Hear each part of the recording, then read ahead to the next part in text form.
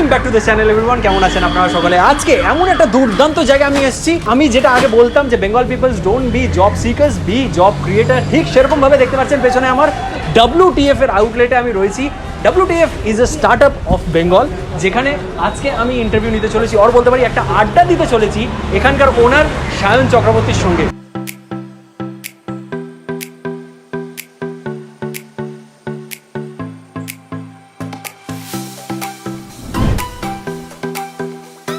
ভেতরে যাব, তার সঙ্গে দেখা করে নেবো। Sayan Chakraborty has become east India's one of the youngest entrepreneur. তো তার সঙ্গে কথা বলে নেবো, তার সঙ্গে আড্ডা দিয়ে নেবো এবং আজকে জেনে নেব বাঙালিরা ব্যবসা কি সত্যি করতে পারে এবং বাঙালিরা ব্যবসা করার জন্য কি কি ফেস করতে পারে, কি কি ডিসঅ্যাডভান্টেজেস, কি কি হার্ডেলস তারা ফেস করতে পারে এবং কতটা সহজ হতে পারে তাদের জন্য। তো চলুন তার মুখেই শুনে নেওয়া যাক। আসুন।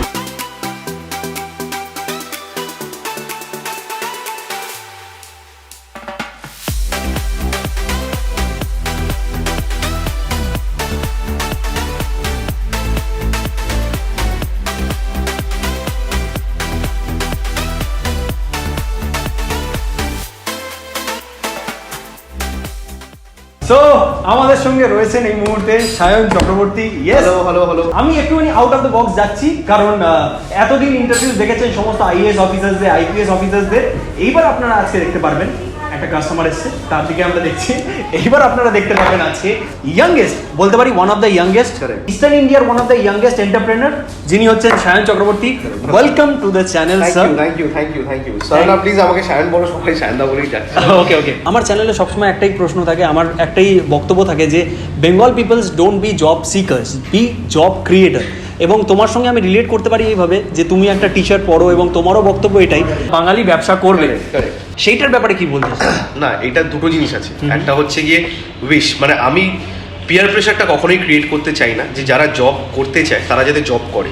আমার প্রবলেমটা হয় তাদের সাথে যারা বিজনেস করতে চায় কিন্তু তাদেরকে অনেকগুলো ভয় দেখানো হয়, তাই জন্য তারা ব্যবসা করে না। আর সেটা বেশিরভাগই কলকাতার দিকে হয় কি বেঙ্গলে হয়, কারণ একটা কন্টিনিউয়াস একটা সেফ মাইন্ডসেট কন্টিনিউয়াসলি চলছে, যেটা ওয়েস্টার্ন পার্ট অফ ইন্ডিয়াতে হয় না। কারণ যখন কোনো বাচ্চা বড় হয়, সেটা গুজরাট হোক, মহারাষ্ট্র হোক, ওই দিকে তাদেরকে ছোটোবেলা থেকে বলা হয় তুমি কিছু শেখো না শেখো, স্টক মার্কেটটা শিখে রাখো। এক্স্যাক্টলি। এখানে ফাইন্যান্সিয়াল লিটারেসি কেউ বোঝে না, এখানে মিউচুয়াল ফান্ডস কি, হেলথ ইন্স্যুরেন্স কি, কেউ কথাই বলে না। স্কুলে তোমাকে শেখানো হচ্ছে যে তুমি এতটা পড়াশোনা করলে, তুমি এই চ্যাপ্টারের থেকে এইটুকু পড়লে, লাইন 4 থেকে প্যারাগ্রাফ 3 থেকে পড়লে তুমি 90% পাবে। কিন্তু 90% পেয়ে তুমি কোথায় জব করবে, কতটা তোমার ট্যাক্স বাঁচবে, এবার ট্যাক্সটা তুমি কী করে ম্যানেজ করবে, লাইফ ইন্স্যুরেন্স কি, মিউচুয়াল ফান্ড কি, how you be free financially, এগুলো কেউ কথা বলে না। আমার পয়েন্ট হচ্ছে এই ফাইন্যান্সিয়াল লিটারেসিটা যতদিন না আসছে, আমি এই শার্টটা পরে রোজ ঘুরলেও কিছু হবে না। এই ফাইন্যান্সিয়াল লিটারেসিটা আমার তোমার মতনই মানুষ করতে পারে। কারণ 10 বছর কি 5 বছর আগে আমার মা বাবা ফেসবুক করতো না, আজকে দেখছি তারা ফেসবুক রিলস করছে, মানে তাদেরও চেঞ্জ হতে বাধ্য করছে টাইম। তো যখন এত কিছু পাল্টাচ্ছে তাহলে ফাইন্যান্সিয়াল লিটারেট কেন হচ্ছে না? অ্যান্ড আমার যখন কোনো কেউ চাকরি পায় তখন সবার আগে তার বাড়িতে ধরো ইঞ্জিনিয়ারিং পাস করে কেউ চাকরি পায়। আমি আগের দিনই ডিসকাস করছিলাম, ইনফ্যাক্ট কালকে একটা জিনিস চেঞ্জ হয়েছে। তো যে কোনো একটা পরীক্ষা পাস করে যখন সে চাকরি পায় তার বাড়িতে মিষ্টি যায়, তার বাড়িতে অনেক কংগ্রেচুলেটরি মেসেজ যায়। যখন কেউ ব্যবসা শুরু করে তাকে 40টা ভয় দেখানো হয়, এই তার কাকার ছেলে ফেল করেছে, তুইও মরে যাবি, এইখানে লস আছে, ওইখানে। আমার মনে হয় যে তাকে কংগ্রাচুলেট কেন করা হচ্ছে না? সেও তো আরও 4টে চাকরি দিতেই বেরোচ্ছে, মানে সে যদি সাকসেসফুল হয়ে যায় আরও হয়তো 15টা-20টা মানুষ চাকরি পাবে। সেইটার কথা কেন? যেই কাজটা এটা কন্ট্রিবিউশন টু দ্য কান্ট্রি, এর থেকে বড় কিছু হতে পারে না। যেখানে তুমি এমপ্লয়মেন্ট ক্রিয়েট করছো, যেখানে তুমি ইকোনমিতে কন্ট্রিবিউট করছো। আমার মনে হয় কালকে একজন এসেছিল আমাকে মিষ্টি খাওয়াতে, তো this is the start of the change. যে তুমি ব্যবসা শুরু করছো তাই তুমি মিষ্টি খাও। আমার মনে হয় that is a huge win for us as a Bengali from Kolkata or from Bengal. Exactly. আমার চ্যানেলে সবসময় একটা প্রশ্ন থাকে যে দাদা বাঙালি ব্যবসাদার অর বলতে পারি বাঙালি বিজনেসম্যানরা উঠে আসছে না কেন কলকাতার বিজনেস বলতে? আমার মনে হয়েছিল যে ওরা বোধহয় খুঁজে দেখেছে যে কে কোন জাতিটা প্রথম, যে যার কাছে নিচে সমুদ্র আছে, পোর্ট আছে, এত ব্রেন আছে। আমি তো ইউএসএতে পড়াশোনা করেছি, জঙ্গল রয়েছে। হ্যাঁ, আমি তো ইউএসএতে পড়াশোনা করেছি। এমন কোনো ইউনিভার্সিটি নেই, এমন কোনো সিলিকন ভ্যালিতে কোম্পানি নেই যেখানে টপ লেভেলে একটা বাঙালি বসে নেই। You can't run a company without a Bengali mind, because we are considered as one of the most intelligent people, and এটা ওয়ার্ল্ড ওয়াইড একটা অ্যাকসেপ্টেড ফ্যাক্ট। ওয়ান্ডারফুল। তো তাহলে আমাদের এখানে কেন ব্যবসা হচ্ছে না? আমাদের যেটা লজ্জার বিষয় সেটা আমরা গর্ব করে বলি যে লিখে রাখি যে আমাদের কোনো শাখা নেই। কেন শাখা নেই? কে বারণ করেছে শাখা খুলতে? আর আমাদের এখানে যে কাজগুলোকে ছোট করে দেখা হয়, তারা জানে যে যাহা পে ধান্দা হয় ওয়া পে হাম হ্যায়। এখানে ধান্দা লোকে বোঝে না। এখানে ভাবে যে যদি আমি রাস্তা দাঁড়িয়ে কালকে চা বেচি আমার সব সম্মানটা চলে গেল, আমি যদি কালকে কোথাও একটা কাজ করি আমার সব সম্মানটা চলে গেল। সম্মানটা কে দেবে? There is nothing more honorary than success. কালকে যদি চা বেচে যদি তুমি 10টা আউটলেট করে দিতে পারো, আর আমার মনে হয় বাড়িতে বসে ফেসবুকে বড় বড় কথা লেখার থেকে বাইরে বেরিয়ে রুটি তরকারি বিক্রি করা অনেক বেশি করবে। বাড়িতে বসে ক্রিটিসাইজ করার থেকে এ বাবা এটা করছে ওটা করছে, রাস্তায় দাঁড়িয়ে কিছু একটা টাকা আয় করে নিয়ে যাওয়া ভালো। কারণ অ্যাটলিস্ট মাসের শেষে বাবার কাছে ফোনের রিচার্জের জন্য টাকা চাইতে হয় না, ওটা অনেক বেশি করবে। একদম ঠিক কথা। কথাগুলো খুব খারাপ লাগছে কিন্তু সত্যি কথা। যারা শুনছে তারাও বুঝতে পারছে এটা সত্যি কথা, আর যারা করে তারা বুঝতেই পারছে তাদের গিল্ট ট্রিপ শুরু হয়ে গেছে। একদম। WTF একটা স্টার্টআপ, তো স্টার্টআপ করতে গিয়ে তুমি কি কি অ্যাডভান্টেজেস অ্যান্ড ডিসঅ্যাডভান্টেজেস ফেস করেছো সেটা যদি আমাদের সাথে একটু শেয়ার করো। এবং আমি শুনেছি আমাদের দর্শকদের কাছ থেকেই পশ্চিমবঙ্গে স্টার্টআপ করতে গেলে প্রচুর ইনভেস্টমেন্ট নিয়ে ঝামেলা হয়, ইনভেস্টমেন্ট পাওয়া যায় না। তো তোমার কি সেরকম কোনো কিছু ফিল হয়েছে? তোমার কি সেরকম কোনো কিছু ফেস করেছো? ডিসঅ্যাডভান্টেজটা দিয়ে আগে শুরু করি যে তোমার কোনো ওয়ার্ক আওয়ার্স নেই। As a founder of the company you don't have work hours. তোমাকে 24 ঘন্টা অ্যাক্টিভ থাকতে হবে অ্যান্ড 40 জায়গায় মাথা রাখতে হবে যে কালকে কোন পাম্পটা খারাপ হয়ে গেলো সেটাও তোমাকে দেখতে হবে, কোন এমপ্লয়ি হাত কেটে গেল সেটাও তোমাকে দেখতে হবে, কোন কাস্টমার কমপ্লেন করছে সেটাও তোমাকে দেখতে হবে, নতুন জায়গায় কত তোমার যদি ফাইন্যান্সিয়ালি ক্রাঞ্চ এসে যায়। কালকে যে স্পিকিং অফ ইট, কালকে পাকিস্তানের সব থেকে বড় ফান্ডেড স্টার্টআপ কালকে বন্ধ হয়ে গেছে। মানে it is a huge example fund ক্রাঞ্চের জন্য। যে ফান্ড ক্রাঞ্চ হচ্ছে তোমাকে স্যালারিও এনশিওর করতে হবে, there is no work hour. তোমার কাজের সময় বলে কিছু নেই, তোমার 24 ঘন্টা অ্যাক্টিভ থাকতে হবে। আর অ্যাডভান্টেজ আমি একটা কথা বলি, দিনের শেষে ঘুমটা ভালো হয়। যদি 3 ঘন্টাও ভালো ঘুমোই তো ঘুমটা ভালো হয়, যে অ্যাটলিস্ট যেটা করতে চেয়েছিলাম সারা জীবন সেটা করতে পারছি। এই দেয়ালটা যেটা করা আছে, it talks about everything that we have gone through. মানে স্টার্টআপ মানে কি তোমার হাতে যেটুকু পুঁজি আছে তুমি ওইটুকু দিয়ে শুরু করা। আমরা 3 বন্ধু মিলে শুরু করেছিলাম যাদবপুর ইউনিভার্সিটির বাইরে একটা ছোট্ট ফ্ল্যাটে, যেটা স্যান্ডউইচ বিক্রি করে আমরা শুরু করেছিলাম একটা স্যান্ডউইচ মেকার দিয়ে। তো সেখান থেকে আজকে এইটা জায়গায় তোমার সাথে বসে কথা বলছি। আমার মনে হয় it is the fun of startups. It grows so fast that মানুষ একদিন চোখ বন্ধ করলে পরের দিন চোখ খুললে কালকে মনে আছে আমরা যদি প্রথম রেস্টুরেন্ট খুলেছিলাম লোক ভাবছিলাম লোক কি হবে, কত লোক আসবে, লঞ্চের দিন কেউ আমাদেরকে চেনে না, সবাই বলছে না যাবো না, কে WTF। কালকে আমরা জায়গা দিতে পারিনি, কালকে এত ক্রাউড হয়ে গেছিল। সো এই জাম্পটাই হচ্ছে কি স্টার্টআপের মজা। আর ডিসঅ্যাডভান্টেজ হচ্ছে কি সারাক্ষণ একটা ভয় থাকে যে এই বোধহয় একটা ক্রাঞ্চ ছিল, এই বোধহয় একটা প্রবলেম হলো। But point about everything about life, খারাপ সময় কেটে যায়, ভালো সময় আসে, অ্যান্ড ভালো সময় কেটে গিয়ে আবার খারাপ সময় আসে। সো এই সাইকেলটা চলতে থাকে। The point is to just survive and go on.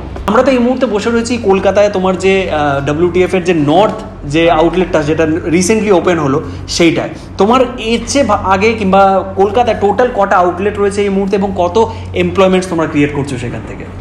We have, আমি যদি অ্যাকাউন্ট সব মিলিয়ে করি আমরা মোটামুটি 32 থেকে 34 জন এখন পুরো টিমে কাজ করছি। সেটা সোশ্যাল মিডিয়া থেকে শুরু করে, স্টাফ থেকে শুরু করে, অ্যাকাউন্টস ডিপার্টমেন্ট, CA ডিপার্টমেন্ট, ল ডিপার্টমেন্টটা যা যা আছে, branding department, marketing department, HR সব মিলে মোটামুটি 34 থেকে 35 জন এখন কাজ করছি। 4 নম্বর আউটলেট তুমি যেখানে বসে আছো সেটা কালকেই ওপেন হয়েছে। অ্যান্ড এবার থেকে যেটা আসছে সেগুলো সব ফ্র্যাঞ্চাইজি আসবে।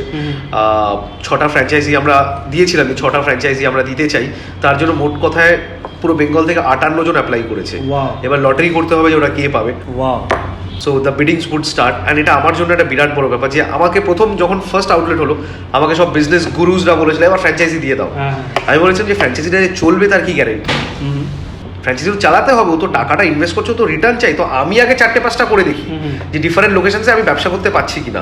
Now that I see that the brand name is working out, now I am confident যে এবার আমরা টায়ার 2 টায়ার 3 সিটিজে যাবো, দুর্গাপুর, আসানসোল, শিলিগুড়ি, জলপাইগুড়ি, ওই জায়গাগুলো। হ্যাঁ এক্স্যাক্টলি, আমি এটাই জিজ্ঞেস করতে যাচ্ছিলাম যে তোমরা কি কলকাতার বাইরেও কিছু ভাবনা চিন্তা করতো, মানে টিয়ার 2 টিয়ার 3 সিটিজে? ডেফিনেটলি কলকাতার বাইরেই তো এবার ব্যবসা হবে, কারণ মানে নেক্সট জেনারেশন অন্টারপ্রেনার্স যারা উঠে আসবে তারা টায়ার 2 এবং টায়ার 3 সিটিজ থেকে, কারণ টায়ার 1-এ হাঙ্গার মরে গেছে। আমাদের কাছে এত ইজিলি সবকিছু অ্যাভেলেবেল, আমাদের হাঙ্গারটা মরে গেছে। এক্স্যাক্টলি। তো এবার তুমি যেটা ম্যাক্সিমাম দেখবে নেক্সট 5-7 বছরে এটা হবে হচ্ছে কি অন্টারপ্রেনার্সদের টাইম। ইন্ডিয়ান অন্টারপ্রেনার্স একটা কমপ্লিটলি নিউ লুকে এগিয়ে আসবে, নতুন ইনোভেটিভ প্রোডাক্টস হবে, অ্যান্ড সেটা ম্যাক্সিমাম হবে টায়ার 2 অ্যান্ড টায়ার 3 থেকে। সেখানে আমার মনে হয় যে হাঙ্গারটা অনেক বেশি, সেখানে রিসোর্সেস অনেক কম, কিন্তু রিসোর্সেস যাচ্ছে। আর কম রিসোর্সের মধ্যেও তারা বুঝতে পারছে তাদেরকে একটা সার্ভাইভ করতে হবে, আর তারা নতুন নতুন ইনোভেটিভ আইডিয়াস নিয়ে আসে। I think this is the win for Indian startup ecosystem. তুমি কিন্তু একটা আইডল হয়ে উঠেছো বাঙালিদের জন্য, যারা ব্যবসা করতে চায় কিংবা ব্যবসার স্বপ্ন দেখতো। সবাই আমরা ম্যাক্সিমাম ইয়াংস্টার্সরাই কিন্তু আমরা কনফিউজ যে চাকরি করব, ব্যবসা করব, কলকাতার বাইরে চলে যাব, কলকাতা থাকবো, কি করব কনফিউজ। তো তুমি আমাদের ইয়াংস্টার্সদেরকে কি বলতে চাও? সব থেকে বড় জিনিস যেটাতে মজা লাগবে সেটাই করবে। Okay, if you are not paid for the rest of your life, ধরো 6 মাস তোমার কাছে কোনো টাকা নেই, তুমি যেটা করবে সেটা তুমি করো। আমার কাছে যেটা হচ্ছে কি স্টক মার্কেট ইনভেস্টিং। আমি I am so passionate about investing. আমি যদি রাত্রে 10টা চার্ট না দেখি স্টকে, যদি আমার রাত্রে ঘুম হবে না। বাহ। আমার যদি কোনো টাকাও কালকে না থাকে, আমি কালকে স্টক মার্কেট ইনভেস্টিংটা করবো, কারণ আমি জানি আমার কাছে যদি 500 টাকাও আমাকে কেউ দেয়, আমি ওটাকে 5,000 টাকা করে নিতে পারবো 3 ঘন্টার মধ্যে। বিকজ ক্রাফটটাতে ইনভেস্ট করা ভালো, একটা নতুন স্কিল শেখো, সেই স্কিলটা কোথায় কাজে লেগে যাবে তুমি কোথাও জানো না। বাহ। তো আমি ইয়াংস্টার্সদেরকে একটাই বলবো যে একটা নতুন ল্যাঙ্গুয়েজ শেখো, একটা স্কিল শেখো, নিজের হোম টাউনের বাইরে বেরো। সেটা প্যারিস, লন্ডন, নিউ ইয়র্ক হতে হবে এমন কোনো কথা নেই। তুমি মন্দারমণি যাও, তুমি দার্জিলিং যাও, তুমি যেখানে যাও, অ্যান্ড টক টু পিপল যারা ওখানে কাজ করছে, যারা কি হচ্ছে। মানে লাইফ, দুটো বারের বাইরেও একটা লাইফ আছে। 10টা লোক, তোমার 10টা লোক পরিবারের, আর দুটো বার আর একটা পাবের বাইরেও একটা লাইফ আছে। সেই লাইফটাকে দেখো, এক্সপ্লোর করো গিয়ে, তুমি দেখতে পাবে you change as a human being. And আমরা যতটা লাইফকে সিরিয়াসলি নিই ততটা নেওয়ার কিচ্ছু নেই, কিচ্ছু নেই ততটা নেওয়ার। Everything falls flat in the fact that সময় খুব লিমিটেড আমাদের সবার কাছে। তো আমার মনে হয় যে দ্যাট ইজ, যা করার আছে আজই করতে হবে। আচ্ছা, এই WTF নামটা, এত ইউনিক নামটা কোত্থেকে এলো? জানতে গেলে আমার বইটা পড়তে হবে। আচ্ছা, জাস্ট বলে দিই, বইটা অ্যামাজন, ফ্লিপকার্টে অ্যাভেলেবেল বাংলায়। আমার মনে হয় যে সেটা তাদের জন্য একটা হ্যান্ডবুক হতে চলেছে। আর এমন মনে হয় হিউজ সায়েন্স দিয়ে লেখা না, আমি যে যে জিনিসগুলো ফেস করেছি সেখান থেকে আমি কি শিক্ষা নিয়েছি সেইভাবে লেখা জিনিসটা। আমার মনে হয় যখন লাস্ট পেজ অব্দি পৌঁছবে ততক্ষণে তোমরা অনেকটা বেটার হিউম্যান বিং হয়ে বেরোবে। তোমার এই জার্নিটা, এত সুন্দর একটা জার্নিটার বিষয়ে যদি আমাদের দর্শকদের কিছু বলো। যখন আমরা WTF শুরু করি, তুমি যদি দেখতে পারো 2016-তে, মানে সেটা একটা হিউজ প্রবলেমের থেকে যে আমরা কলেজ স্টুডেন্টরা অ্যাফোর্ড করতে পারছিলাম না কিছু খাওয়ার। তো আমি ভেবেছিলাম যে এমন একটা ব্র্যান্ড বানাবো যেটা মিডল ক্লাসকে অনেকগুলো জিনিস প্রবলেম সলভ করে দেবে। So we call ourselves as the 5 stars of the middle class, মধ্যবিত্তের 5 স্টার। তো সেখানে একটা সেম অ্যাম্বিয়েন্সে, একটা মজার অ্যাম্বিয়েন্সে, একটা ভালো অ্যাম্বিয়েন্সে তোমাকে 150 টাকার ভিতরে খাবার দেওয়া হয়। সেই কনসেপ্টটা আমাদের ছিল প্রথম দিকে। তারপরে আস্তে আস্তে আস্তে আস্তে ওটা ডেভেলপ করে একটা রেস্টুরেন্টের শেপ নেয়। মানে না, ideas do not come out fully formed on day one. All মানে যত তুমি কাজ করবে তত তোমার আইডিয়াটা শার্পেন হবে। মানে হচ্ছে ব্রেনের মতো, তুমি যত খাটাবে ওটাকে তত ওটা খাটবে। এক্স্যাক্টলি। তো এরকমই হয়েছিল WTF এর ক্ষেত্রে, যেটা স্যান্ডউইচ মেকার থেকে শুরু করেছিলাম, তারপর একটা ছোটো কিয়স্ক এলাম, তারপরে আস্তে আস্তে ফেস্টে স্টল দিতে শুরু করলাম। ফেস থেকে একটা ছোট্ট আউটলেট, ছোট্ট থেকে দুটো থেকে 3টে, 3 থেকে 4টে, এরকম করে নর্থে আজকে আমরা বসে আছি। সো মানে আজকে তোমাকে এই আউটলেটে আনতে আমাদের 6 বছর পেছনে আছে। তো এই কনভারসেশনটা হওয়ার জন্য আমার 6 বছর পেছনে। তো একবার জাস্ট এই যে WTF এর তোমার যে আউটলেটটা, সেটা একটা জাস্ট ছোট্ট ট্যুর আমরা করতে চাই, দেখতে চাই। একদম একদম।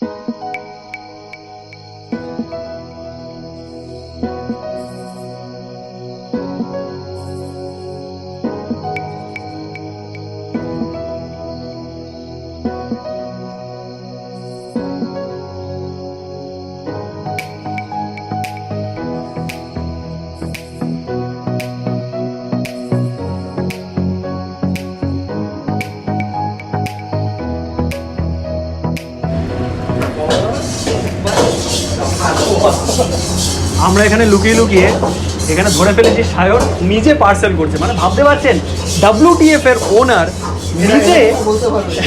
নিজে আমরা বাসন ধুয়েছি একসাথে। বাসন দিয়েছে।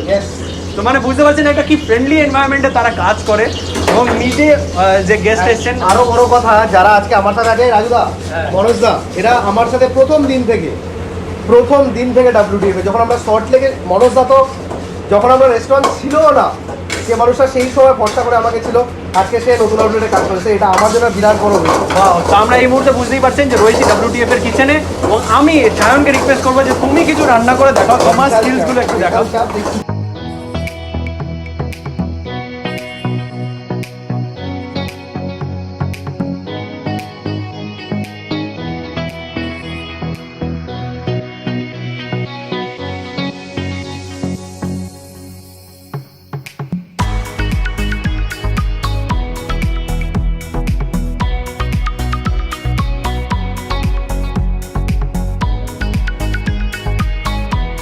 সায়ন, আমি দেখছি তোমার যে এত ভালো ব্যবহার সবার সঙ্গে, মানে এটা কি করে মানে মেনটেন করো? অনেককে দেখেছি নিজের টেনশন লুজ করে ফেলে, নিজের হাইপার হয়ে যায়। তুমি হাইপার হও না? হ্যাঁ, ডেফিনেটলি হাইপার হই। এটা মানে কিচেনে দেখো, এটা এতটা হিটের ভেতরে কাজ করতে গেলে তোমার হাইপার হতেই হবে। কোনো টাইমে হয়ে যায়, এটা খুব নর্মাল একটা হিউম্যান রিয়াকশন। তারপরে তুমি, কারণ হাইপারটা কিন্তু ওই সিচুয়েশনটার ওখানে গিয়ে থেমে যায় না।